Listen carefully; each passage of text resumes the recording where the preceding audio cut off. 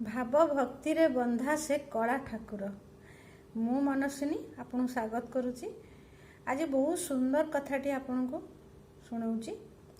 ଥରେ କ'ଣ ହେଇଛି ନା, ଗୀତ ଗୋବିନ୍ଦର ରଚୟିତା ଜୟଦେବ ତାଙ୍କ ଜୀବନ କାଳରେ ସେ ବିଭିନ୍ନ ଜାଗାରେ କୀର୍ତ୍ତନ କରୁଥିଲେ, ଆଉ ବହୁତ ସୁନ୍ଦର ସୁନ୍ଦର ନୀତିବାଣୀ କରୁଥିଲେ। ସେଇଥିରେ ସେ ଚଳୁଥିଲେ। ଦିନେ ସେ ସାଧୁ ସଙ୍ଗଙ୍କ ଭିତରେ ମିଳି ବହୁତ ସନ୍ଥଙ୍କ ଭିତରେ ମିଳି ବହୁତ ସୁନ୍ଦର ସୁନ୍ଦର କଥା ଶୁଣାଇ ଘରକୁ ଫେରୁଥିଲେ। ସେତେବେଳେ ରାତି ଅଧିକା ହେଇଗଲାଣି, ଶଗଡ଼ ଗାଡ଼ିରେ ଫେରୁଛନ୍ତି। ସେତେବେଳେ ଶଗଡ଼ ଗାଡ଼ିରେ ଯିବା ଆସିବା କରୁଥିଲେ। ଆଉ ସେଇ ଯେଉଁ ନୀତିବାଣୀ ବା ଯେଉଁ ସାଧୁସନ୍ଥଙ୍କ ଭିତରେ ଯେଉଁ କୀର୍ତ୍ତନ କରୁଥିଲେ କି ଯାହା କରୁଥିଲେ, ତାଙ୍କୁ କିଛି ଅର୍ଥ ମିଳିଥିଲା, ଆଉ କିଛି ଧନଦ୍ରବ୍ୟ ବି ମିଳିଥିଲା। ତାକୁ ସେ ଧରିକିରି ଫେରୁଥିଲେ। ବାଟରେ ଆସୁ ଆସୁ ରାତି ବହୁତ ହେଇଗଲାଣି। ସେତେବେଳକୁ 4 ଜଣ ଲୋକ ଶଗଡ଼ ଗାଡ଼ିକି ଅଟକେଇ କହିଲେ, ଆମକୁ ଟିକେ ଛାଡ଼ିଦେବେ। ଜୟଦେବ ପଚାରିଲେ, ଆପଣ କେଉଁଠିକି ଯିବେ? ନା, ଆପଣ ଯେଉଁଠିକି ଯିବେ ଆମେମାନେ ସେଇଠିକି ଯିବୁ। ବାଟରେ ଯାଉ ଯାଉ ଜୟଦେବ ନିଜେ ଜାଣିପାରିଥିଲେ ଯେ ଏଇ ଲୋକମାନଙ୍କର କେବେ ବି ଇରାଦା ଠିକ୍ ନାହିଁ, ଏମାନେ ହିଁ ଚୋର। ସେଥିରୁ ସେ କହିଲେ କି, ଆଉ ଆପଣମାନେ କ'ଣ ପାଇଁ ଏଇଥିରେ ବସିଛନ୍ତି ମୁଁ ଜାଣିପାରିଛି, କିନ୍ତୁ ମୋ ପାଖରେ କିଛି ନାହିଁ ଏଇ ଖାଦ୍ୟଦ୍ରବ୍ୟ, କିଛି ଅର୍ଥଦ୍ରବ୍ୟ ଅଛି, ଆପଣ ନେଇଯାଆନ୍ତୁ ଏବଂ ଓହ୍ଲେଇ ଯାଆନ୍ତୁ। ସେତେବେଳେ ଚୋରମାନେ ଭାବିଲେ ଯେ ଇଏ ତ ଜାଣି ସାରିଲାଣି, ଏ ରାଜାଙ୍କୁ କହିକି ନିଶ୍ଚିନ୍ତ ଆମକୁ ଦଣ୍ଡ ଦେବ, ତେଣୁ ଆକୁ ଏଇଠି ଆମେ ମାରିକି ଫୋପାଡ଼ି ଦେବା, ତା ଧନଦ୍ରବ୍ୟ ସବୁ ନେଇଯିବା। ତା ଧନଦ୍ରବ୍ୟ ସବୁ ନେଇଗଲେ। ଆଉ ଜୟଦେବଙ୍କ ହାତ ଗୋଡ଼ ସବୁ ଟିକେ ଟିକେ ହାଣି ପକେଇଲେ, ଚାରିଆଡ଼େ ଖଣ୍ଡିଆ ଖାବରା କରିଦେଇ ତାଙ୍କୁ ସେ ପାଖରେ ଥିବା ଗୋଟେ କୂଅରେ ଗଳେଇ ଦେଇ ପଳେଇଲେ। ଜୟଦେବ ତା ଭିତରେ ଯେତେବେଳେ ପଡ଼ିଗଲେ, ସେ ସେତେବେଳେ ଭଗବାନଙ୍କୁ ଡାକିଲେ। ଆଉ ଜୟଦେବ ତାଙ୍କ ରଚିତ ଗୀତ ଗୋବିନ୍ଦ ହିଁ ବୋଲୁଥାନ୍ତି, ଆଉ ଜଗନ୍ନାଥଙ୍କୁ ହିଁ ଡାକୁଥାନ୍ତି, କୃଷ୍ଣଙ୍କୁ ଡାକୁଥାନ୍ତି। ସେଇପଟେ ରାଜା ଯାଉଥିଲେ। ସେ କହିଲେ, ଏତେ ସୁନ୍ଦର କିଏ ଗୀତ ଗୋବିନ୍ଦ ବୋଲୁଛି। ସେ ଖୋଜି ଖୋଜି ଯାଇ ସେ କୂଅ ପାଖରେ ପହଞ୍ଚିଲେ। ଦେଖିଲେ ଖଣ୍ଡିଆ ଖାବରା ହେଇ ଜଣେ ତା ଦେହରେ ପଡ଼ିଛି। ତାଙ୍କୁ ସୈନ୍ୟମାନଙ୍କ କହି ତାକୁ ଉଦ୍ଧାର କଲେ ଏବଂ ତାଙ୍କୁ କହିଲେ, ଆପଣଙ୍କୁ ଏମିତି କିଏ କଲା, ତା ନାଁ କୁହନ୍ତୁ, ମୁଁ ତାକୁ ଦଣ୍ଡ ଦେବି। ସେ କହିଲେ, ନାଇଁ ଛାଡ଼ନ୍ତୁ, ସେ କିଛି ନାହିଁ। ତାପରେ ରାଜା ଜାଣିଲେ ଇଏ ନିହାତି ଗୋଟେ ସାଧୁ ଆଉ ସତ୍ପୁରୁଷ, ତେଣୁ ସେ ତାଙ୍କୁ ନେଇ ତାଙ୍କ ରାଜମହଲରେ ରଖିଲେ, ସେବା ଯତ୍ନ କରି ତାଙ୍କୁ ଭଲ କରିଦେଲେ। ତାପରେ ତାଙ୍କ ରାଜସଭାରେ ତାଙ୍କୁ ସ୍ଥାନ ଦେଲେ।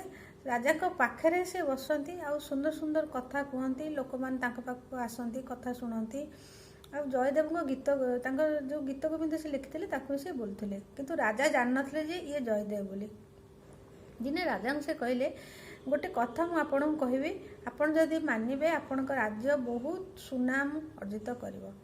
ରାଜା କହିଲେ, କ'ଣ କୁହନ୍ତୁ? ନା, ଯେଉଁ ଲୋକ ଆସନ୍ତୁ, ସାଧୁ ଆସନ୍ତୁ, ସନ୍ଥ ଆସନ୍ତୁ, ଭିକାରୀ ଆସନ୍ତୁ, ସାଧାରଣ ଲୋକ ଆସନ୍ତୁ, ଯିଏ ବି ଆସନ୍ତୁ, ତାଙ୍କୁ ଆପଣଙ୍କ ସାଧ୍ୟ ମତେ କିଛି ଦାନ କରିବେ। ରାଜା ତାଙ୍କ କଥା ରାଜି ହେଇଗଲେ, ଆଉ ସମସ୍ତଙ୍କୁ କିଛି କିଛି ଦାନ ଦେଲେ। ଏଇ ଚୋରମାନେ ଯେତେବେଳେ ଖବର ପାଇଲେ ଯେ ଏଠି ଦାନ ଧର୍ମ ହେଉଛି, ସେମାନେ କହିଲେ, ଆମେ ବି କିଛି ପାଇଯିବା। ସେ 4 ଜଣ ଯାକ ବ୍ରାହ୍ମଣ ବେଶ ହୋଇ ରାଜାଙ୍କ ନଅରରେ ଆସି ପହଞ୍ଚିଲେ। ଯେତେବେଳେ ଦେଖିଲେ ଜୟଦେବ ବସିଛନ୍ତି ତାଙ୍କ ପାଖରେ, ସେ ଚିହ୍ନି ପାରିଲେ। ସେ ଭାବିଲେ ଇଏ ବୋଧେ ରାଜାଙ୍କୁ ସବୁ କଥା କହିଦେଇଥିବେ କି କ'ଣ। ଆଉ କିନ୍ତୁ ଦେଖିଲା ବେଳକୁ ଯେତେବେଳେ ସେ ଗଲେ ଦାନ ପାଇଁ, ସେତେବେଳେ ଜୟଦେବ କହିଲେ ରାଜାଙ୍କୁ, ଇଏ ହେଉଛନ୍ତି ମୋର ଗୁରୁ ଭାଇ, ଆଉ ଆମେ ଗୋଟିଏ ଆଶ୍ରମରେ ରହୁଥିଲୁ। ଏମାନେ ବହୁତ ଭଲ ଲୋକ, ଆଙ୍କୁ ଏମିତି ଦାନ ଦିଅନ୍ତୁ ଏ ଜୀବନରେ କୌଣସି କାହାକୁ ହାତ ପତେଇବେ ନାହିଁ। ରାଜା ତାଙ୍କୁ ଭରପୁର ଦାନ ଦେଲେ ଏବଂ ରାତି ହେଇଯିବାରୁ, ବହୁତ ରାତି ହେଇଯାଇଥିଲା ସେତେବେଳକୁ ତାଙ୍କ ସୈନିକମାନେ ଆଙ୍କୁ ଛାଡ଼ିବାକୁ ଗଲେ। ଏଇ 4 ଜଣଙ୍କୁ ନେଇ ଛାଡ଼ିବାକୁ ଗଲେ। ବାଟରେ ଯାଉ ଯାଉ ଗୋଟେ ଜାଗାରେ ବିଶ୍ରାମ ନେଲେ। ସେତେବେଳକୁ ସେ ପଚାରିଲେ ଯେ ସୈନିକମାନେ, ଆଉ 4 ଜଣ ଗୁରୁ ଭାଇଙ୍କୁ ପଚାରିଲେ, ଆପଣମାନେ କେଉଁଠିକି ଯିବେ, ଆଉ କେଉଁ ରାଜ୍ୟକୁ ଯିବେ, ଛାଡ଼ିଦେବୁ ଆମେ। ନା, ଆଉ ଆପଣଙ୍କର ସେ ଯେଉଁ ବସିଛନ୍ତି ରାଜାଙ୍କ ପାଖରେ ଯେଉଁ ଗୁରୁ, ତାଙ୍କର ରାଜା ତାଙ୍କୁ ଗୁରୁ ବୋଲି ମାନି ନେଇଥିଲେ ନା, ସେଇ ଯେଉଁ କହିଲେ କି, ଆଉ ସେ ଗୁରୁଙ୍କର ତୁମେମାନେ କିଭଳି ଗୁରୁ ଭାଇ ହେଲ। ସେତେବେଳକୁ ଏ ଚୋରମାନଙ୍କର ମନରେ ନିଶ୍ଚିନ୍ତ ଖରାପ କଥା ଆସିଲା। ଆଉ ସେ କହିଲେ, ଏଇ ଯେଉଁ ରାଜାଙ୍କ ପାଖରେ ଯେ ବସିଛନ୍ତି, ସେ ଆମେ ଗୋଟେ ଆଶ୍ରମରେ ଥିଲୁ, ଆଉ ସେଇଠି ସେ ରହୁଥିଲେ। ସେଇଠି ସେ ଚୋରି କରିବାରୁ ତାଙ୍କୁ ବଡ଼ ଗୁରୁ ଆଙ୍କୁ ଦଣ୍ଡ ଦେଇ ତାଙ୍କ ହାତ ଗୋଡ଼ ଖଣ୍ଡିଆ ଖାବରା କରି ମାନେ ଆମକୁ କହିଥିଲେ ତାଙ୍କୁ ଦଣ୍ଡ ଦେବା ପାଇଁକା। ଆମେ ତାଙ୍କୁ ନେଇକି ଯାଉଥିଲୁ, କିନ୍ତୁ ଆମର ଦୟା ହେଲା ଯେମିତି ଆଙ୍କୁ ଆମେ ଅଧା ମରା କରି ସେ କୂଅରେ ଫୋପାଡ଼ି ଦେଇଥିଲୁ। ଆଉ ସେଇଠୁ ରାଜା ପାଇକି ଆଣିଛନ୍ତି ବୋଲି ସୈନିକମାନେ କହିଲେ। ଏତିକି କହୁ କହୁ ଧରିତ୍ରୀ ଏକଦମ ଫାଟିଗଲା। ଇଏ 4 ଜଣ ଯାକ ଚୋର ତା ଭିତରେ ପଶିଗଲେ। ସୈନିକମାନେ ଏହା ଦେଖୁଥିଲେ। ସେ ଯାଇ ରାଜ୍ୟରେ ସବୁ କଥା କହିଲେ। ରାଜା ଆଶ୍ଚର୍ଯ୍ୟ ହୋଇ କହିଲେ ଏଇ ଜଣେ ବହୁତ ସତ୍ପୁରୁଷ, ଆଙ୍କ କଥା ଖରାପ କଥା କହୁ କହୁ ଏମାନେ 4 ଜଣ ଯାକ ରସାତଳକୁ ପଳେଇଲେ। ତେଣୁ ସେ ବହୁତ ଗୁହାରି ହେଇ ପଚାରିଲେ ଆପଣ କିଏ କୁହନ୍ତୁ। ସେତେବେଳକୁ ସେ ଜୟଦେବ କହିଲେ ଯେ ମୁଁ ହେଉଛି ଗୀତ ଗୋବିନ୍ଦର ରଚୟିତା, ମାନେ ମୁଁ ରଚନା କରିଛି, ମୁଁ ହେଲି ଜୟଦେବ। ରାଜା ସେତେ ତାଙ୍କ ପାଦ ତଳେ ପଡ଼ିଗଲେ, କହିଲେ ଆପଣ ଏତେ ବଡ଼ ଗୁରୁ, ଆପଣଙ୍କ ପାଖରେ ଏତେ ବଡ଼ ଗୁଣ ଅଛି, ଆପଣ ନିଜେ ଲେଖିଛନ୍ତି ଗୀତ ଗୋବିନ୍ଦ, ଯାହା ଜଗନ୍ନାଥଙ୍କର ଆଉ ଶ୍ରୀକୃଷ୍ଣଙ୍କର ବହୁତ ପ୍ରିୟ, ଆପଣ ହିଁ ମହାନ।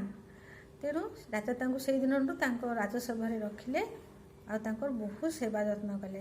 ଏଥିରୁ କ'ଣ ବୁଝା ପଡ଼ିଲା ନା ଯଦି ଭାବ ଆଉ ଭକ୍ତି ଥିବ ଭଗବାନ ତୁମକୁ ସବୁବେଳେ ହିଁ ସାହାଯ୍ୟ କରିବେ। ତୁମେ ସବୁବେଳେ ଭାବନି ଯେ ଆମେ ଗୋଟେ କାମ କରୁଛୁ ଭଗବାନ ଆମକୁ କିଛି ଫଳ ଦେଉନାହାନ୍ତି, ଆମେ ତ ଭଲ କାମ କରୁଛୁ। ଦେଖନ୍ତୁ ସିଏ କିଛି କହିଥିଲେ କ'ଣ, ସେ ତାଙ୍କୁ ଚୋରମାନଙ୍କୁ ହିଁ ଗୁରୁ ଭାଇ କହିଥିଲେ, କିନ୍ତୁ ତାଙ୍କର ଧର୍ମ ଆଉ ଜଗନ୍ନାଥଙ୍କ ପ୍ରତି ବାଙ୍କେ ବିହାରଙ୍କ ପ୍ରତି ବହୁତ ଶ୍ରଦ୍ଧା ଆଉ ସ୍ନେହ ପାଇଁ ତାଙ୍କୁ ଉପଯୁକ୍ତ ସମ୍ମାନ ମିଳିଥିଲା ଆଉ ସେତେ ସତ୍ପୁରୁଷ ବୋଲି ରାଜା ଜାଣିପାରିଥିଲେ। ତେଣୁ ସବୁବେଳେ ଭଗବାନଙ୍କ ଉପରେ ଭରସା ରଖନ୍ତୁ, ନିଶ୍ଚିନ୍ତ ଖୁସିରେ ରହିବେ। ଆଉ ମୁଁ ସବୁବେଳେ କୁହେ ଯେ ଭଗବାନଙ୍କ ଉପରେ ଭରସା ରଖନ୍ତୁ, ଖୁସିରେ ରୁହନ୍ତୁ। ଜୟ ଜଗନ୍ନାଥ, ଜୟ ହରେ କୃଷ୍ଣ ହରେ ରାମ।